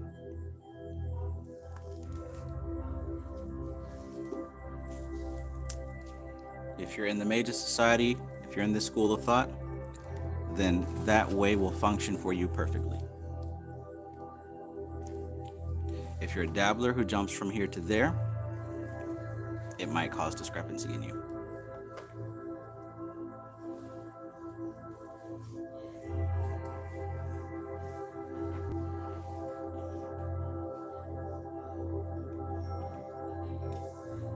All right. Let's keep going. So 13, nope, not 13. We're on 21. 21, the 2 flanking pillars of severity and mercy can readily be seen as representing the positive and negative principles, and their respective Sephiroth as representing the modes of functioning of these forces upon the different levels. 22. The pillar of severity contains Bina, Gibra, and Had, or Saturn, Mars, and Mercury. The pillar of mercy contains Chokmah, Chesed, and Netzach, or the zodiac, Jupiter, and Venus. Chokmah and Bina, in the symbolism of the Qabalah, are represented by male and female figures and are the supernal father and mother, or in more philosophical language, the positive and negative principles of the universe, the yang and the yin, of which maleness and femaleness are but specialized aspects. 23. Oh, that was a short chapter. 23. Chesed, Jupiter, and Geburah, Mars, are both represented in Kabbalistic symbolism as crowned figures. The former lawgiver upon his throne, right? That's Chesed, Jupiter. And the latter, a warrior king in his chariot, that's Mars, Geburah. These are the constructive and destructive principles, respectively. It is interesting to note that Binah, the supernal mother, is also Saturn, the solidifier, who connects through his sickle with death with his scythe, and time with his hourglass. In Binah we find the root of form. It is said of Malkuth in the Sefer Yetzirah that it sitteth upon the throne of Binah. So let's talk about that. That's Malkuth. She said that Malkuth, they said in the Sefer Yetzirah, that Malkuth sitteth upon the throne of Binah. Binah being a throne, Malkuth sitting upon that throne. Look, a lot of people are so butthurt about the physical plane. Oh, I don't want to come back here. I hate this place. Earth is ghetto. Pick me up, aliens. Da da da da. Well, that is a mindset of attachment, which is very much what keeps you here. Like that's the exact same as a person who is obsessed with greed and collecting stuff. It's just on the opposite end. Now you want to just give everything away based on emotional attachment. That's not how you play this game and win. I don't want to come back anymore. I hate this place. That's still a karma that needs to be exhausted. You hear what I'm saying? Like, that is a perspective of running away, which is the other side of the coin for being attached. It must be understood that Malkuth is holy and divine. This place is still the Garden of Eden. Even though this is the anus of the tree, it is still part of the tree. It is still divine. And if we're constantly fighting against that, then in a way you're fighting against God. You're fighting against divinity. Whatever you want to call the highest of the high, you're fighting against it, if that's your mindset. So the best thing is to really come to learn how to consider this place as it is. She says here that Malkuth sitteth upon the throne of Binah. Matter has its root in Binah, Saturn, and death. Right? Form is the destroyer of force. Form is the destroyer of force. With this passive destroyer goes also the active destroyer, right? And we find Mars, Geburah, immediately below it on the pillar of severity. So what she's saying is that Saturn, Binah, death, that's the passive destroyer.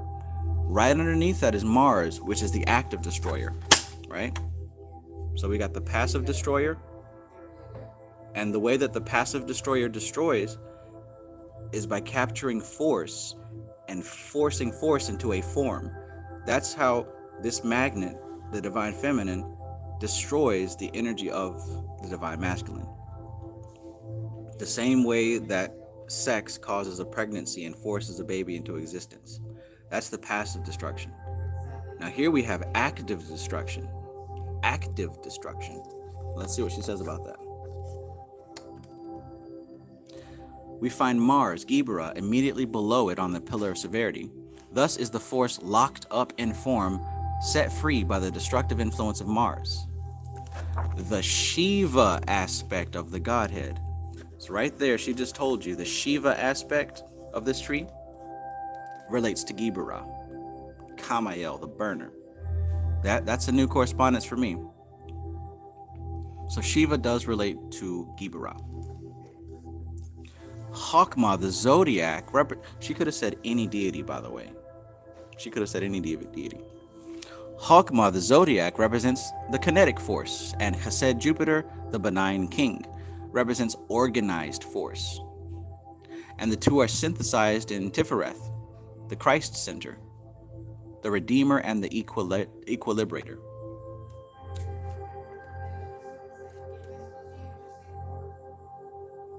Alligator says, poor Doth gets no love. And I think that's kind of the point. Masukiel or Ridya, he's kind of like that secret agent that doesn't exist on paper. You know, they say if you ever get captured by the enemy forces, we are not coming to save you. Like you're off record. That's kind of how I think that's exactly what Doth is. The archangel of Doth is Masukiel or Ridya. They're like, if anybody ever finds you, we're not going to claim you. So it's best to keep yourself out of the picture.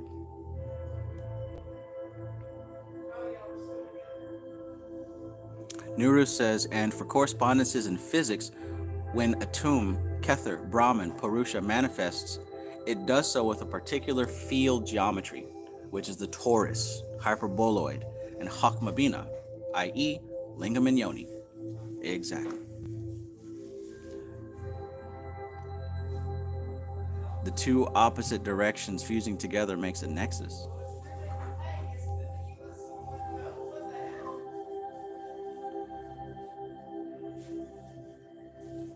Society Eject says, so could you say that Doth would be the last death because after we cross that point we go beyond the tree? I would say the last death would be Kether, because Kether is a death. The fact that the unmanifest manifested, that was the first death. Kether is actually the first and the last death. Coming down into the tree, Kether is the first death. Leaving up out of the tree, Kether is the last death. Because there's still life after Doth, and if there's life, that means there has to be death. Life after Doth, LOL. Will Trent says, that was me 100%. I need this shadow work bad. I have too many samskaras.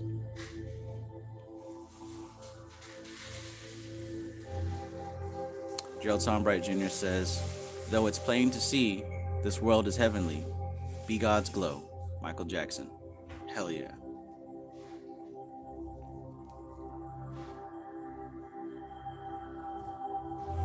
Nehru says, study the self-perpetuating singularity, the torus hyperboloid, i.e. donut, with hourglass shape as channeled down the middle. Study the motion of this Hakmabina, form-making torus field, i.e. prakriti.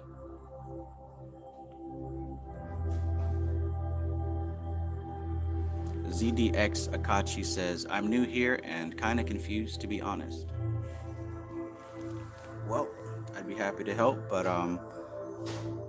it would also help to know where you are.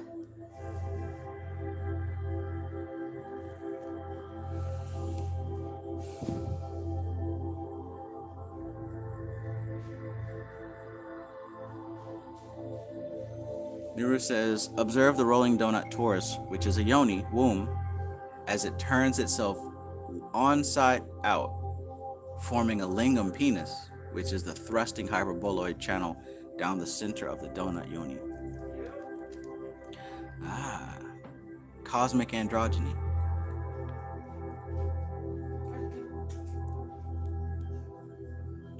Inside out. Scott Russell says, I just highlighted the whole last page. I just about did that too. Nura says, your electromagnetic field, which is generally called the aura field, is just a torus hyperboloid field.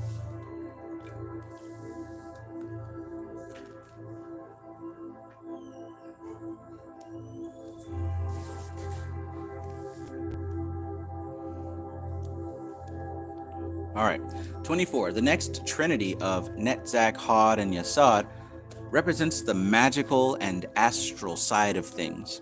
Netzach, Venus, represents the higher aspects of the elemental forces, the green ray, and Hod represents the mind side of magic.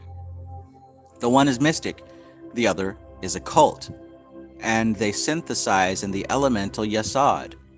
Elemental Yesod. So mystic would be Netzach, occult would be Hod. And together they synthesize in Yesod. This pair of Sephiroth would never be considered apart, any more than the upper pair of Gibra and Gijla, which is another name for Chesed. This is indicated by the fact that The Qabalah attributes them respectively to the right and left arms and the left and right legs. So one thing to think about here, the spheres that are connected to each other, they're always connected to each other. I mean, they're all connected to each other, but Had and Netzach, they share a very special relationship. Gibra and Chesed share a very special relationship.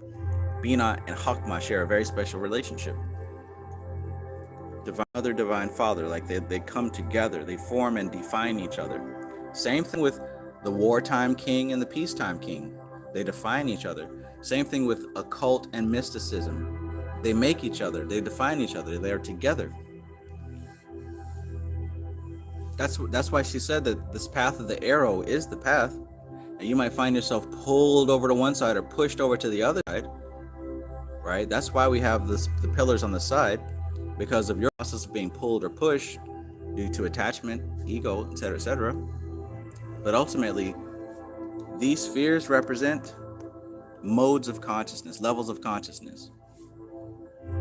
Earth, water, fire, air, Akash. Muladhara, Swadhisthana, Manipura, Anahata, Vishuddha, Agnir, Saraswata. Bam. 25.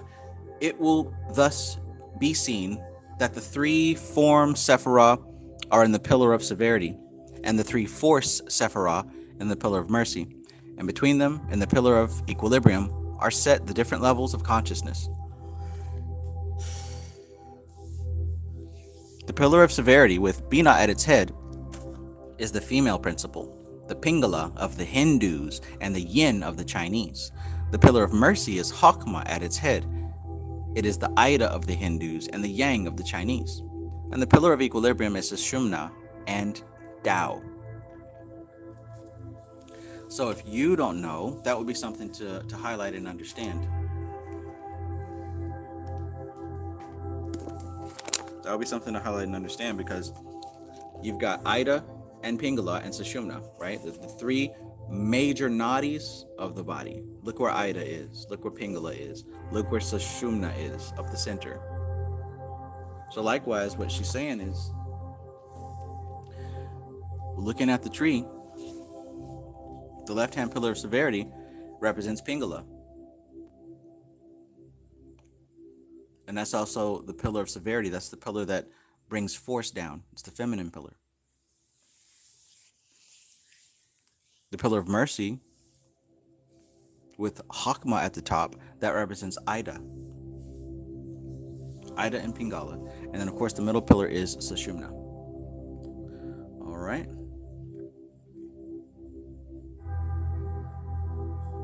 All right. Ichigo, peace and greetings. I saw you, but I couldn't pronounce what I saw, so now I see. Ichigo asks, what's that book by William G. Gray? I can't see the title fully. It's called Kabbalistic Concepts. Kabbalistic Concepts.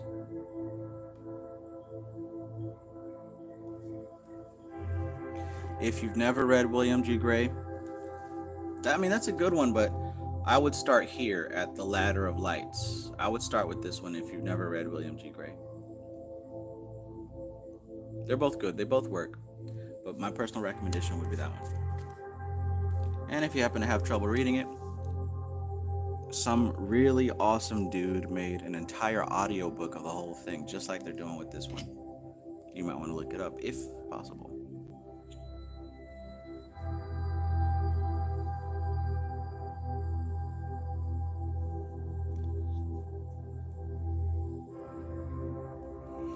Okie doke.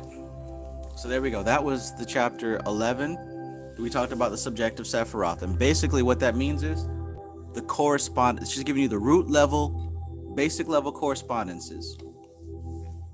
So that way you can have something to work with as we move forward looking at this tree.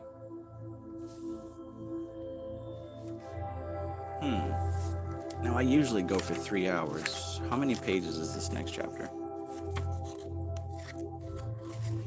1, 2, 3, 4, 5, 6.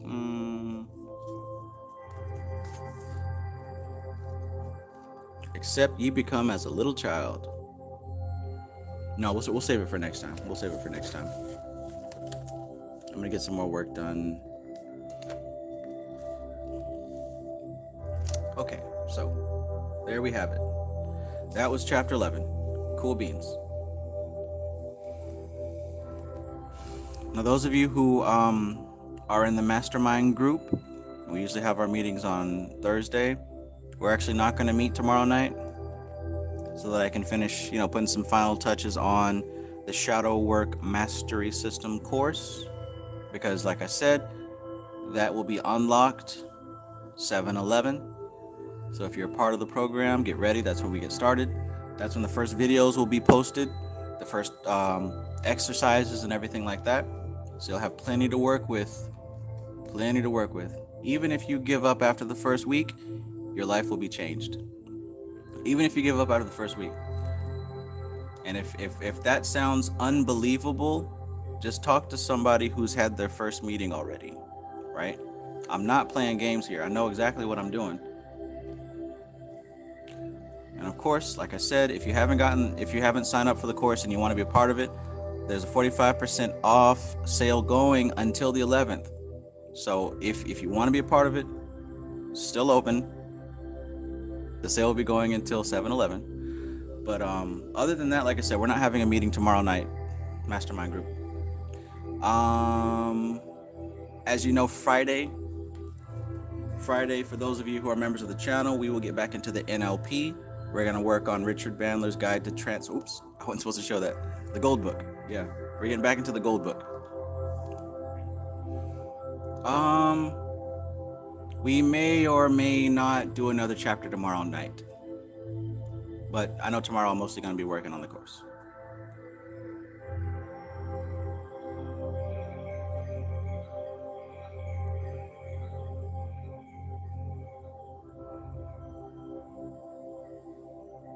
Stuff Dog says, Trav, I tried to get in on the meeting the other day, but my link didn't work. Shoot me the link on IG so I can stop by next week. Okay, for sure. And just as a heads up, it is the same link that we've been using for the inner light activation system, right? So if you still have access to the course itself, it's going to be that same link. But otherwise, once Instagram starts working again, I'll send it to you there. Never gonna give you up. That is the attitude, my ma'am, of Tropa. That is the attitude. Okay, and Framestar says midday your time, Trav, for us tomorrow. Yeah. When we get off here, let's establish a time, and then I'll send you the link if you don't have the link already to just put it in there for the Calendly. That way it'll make a Zoom link for us, and it'll be kind of automated with an email.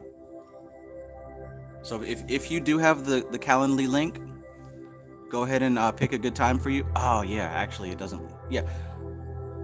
Message me, and we'll get an exact time. For sure.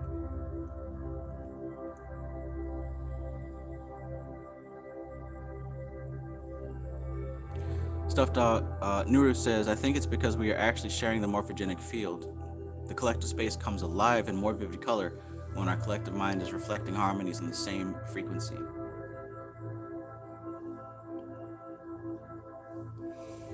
Alligator says, I had my first meeting of the Shadow Work course today and it was invigorating. I learned some new things about myself today that I never knew. Awesome, bro. Awesome. And it was fun. Because I truly enjoy this. You know what I'm saying? I truly enjoy this.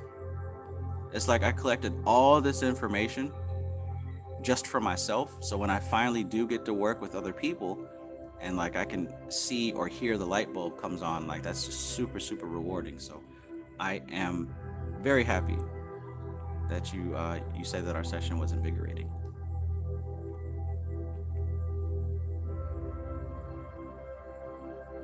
Good stuff. Okay, all right. So that about sums it up for the subjective Sephiroth. Uh-oh.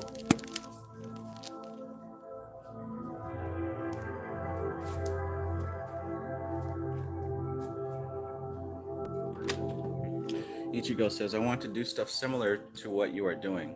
Love you, man. Keep it up. Well, what exactly is it that you'd like to do? Clearly define what it is that you want to do. Like, clearly define it. And then number two, figure out what you feel is preventing you from doing that. Those two things need to be identified. Don't just say, oh, I want to do YouTube videos. Like, really get clear and precise with what you want to do. Express it in terms of feelings. What's it look like? What's it smell like? What's it taste like? What's it sound like? And do the same thing for any obstacles that may be preventing you from moving forward. What do the obstacles seem like, feel like, smell like, taste like, etc. etc. Gerald Sombright says, Peace Trav, thanks for these reads. My pleasure.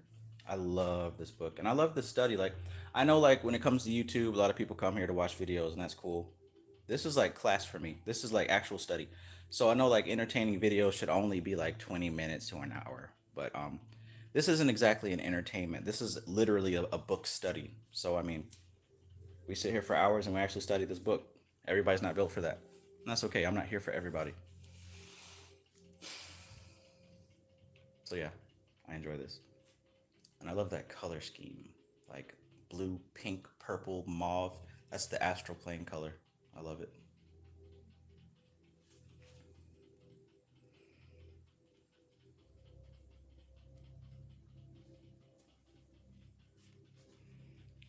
All right. So, I'll let you guys get to your night as I will get to mine. I hope you enjoyed yourself. I hope you learned something. And stay tuned. If nothing else, I'll see y'all Friday for the Gold Book. If you're in the course, schedule your meeting with me so we can talk.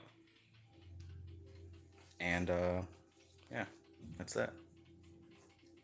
That is that. Good night, everybody. Pay attention to yourselves. Pay attention to yourselves.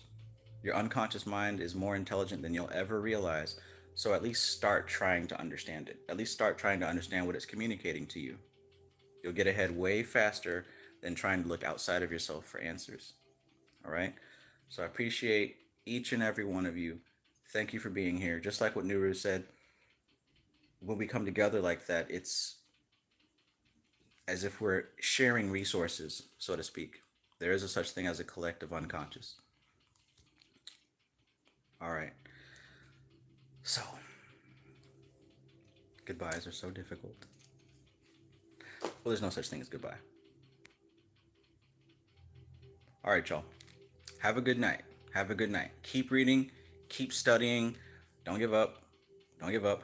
The outside world is going to continue being the outside world. There's always going to be politician scandals. There's always going to be celebrity stuff. There's always going to be killings and natural disasters. And there's always going to be a 2012 turn July 5th. There's always going to be something like that. Always.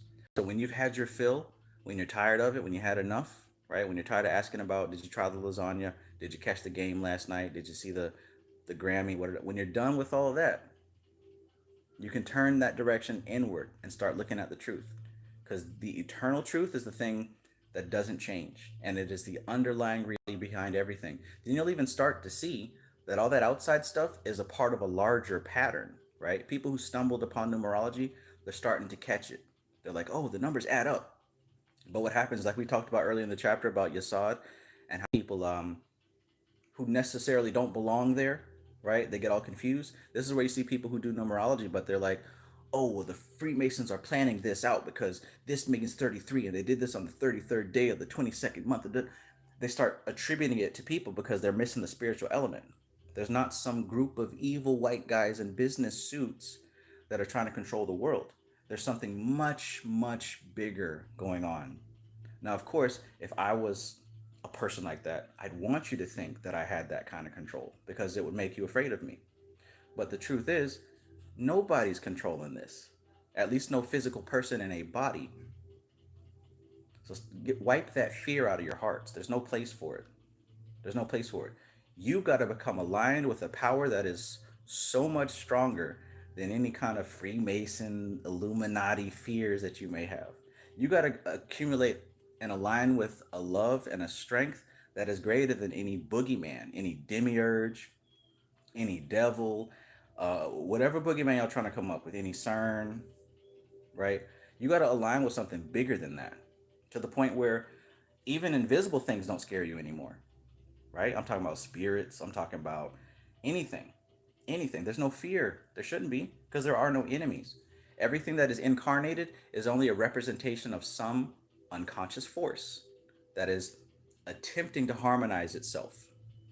That's what life is. The sooner you realize that, the sooner things will become very, very easy for you. All right, so I'll leave you with that. This is TK Trav, aka Travis Magus, here with LVX777. I love you guys. Peace.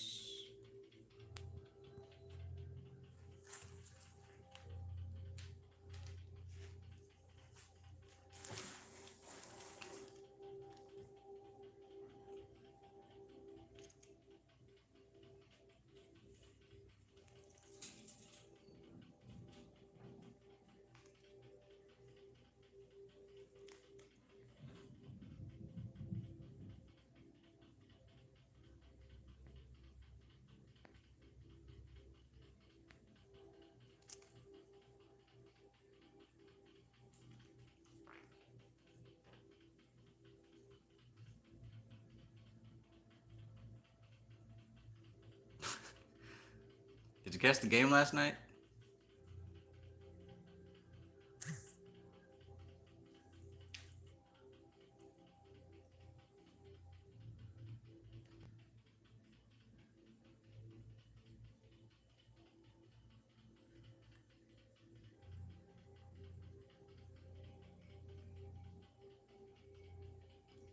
Do you like hot fudge sundaes?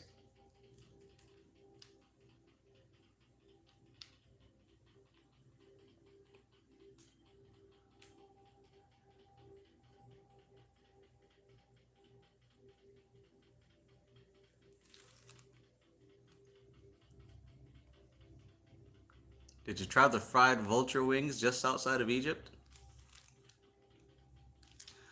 I'll keep it real with you. Before the live stream, I ordered some lemon pepper wings from Buffalo Wild Wings, and I was disappointed. I wanted some lemon pepper zing, and it just wasn't hitting.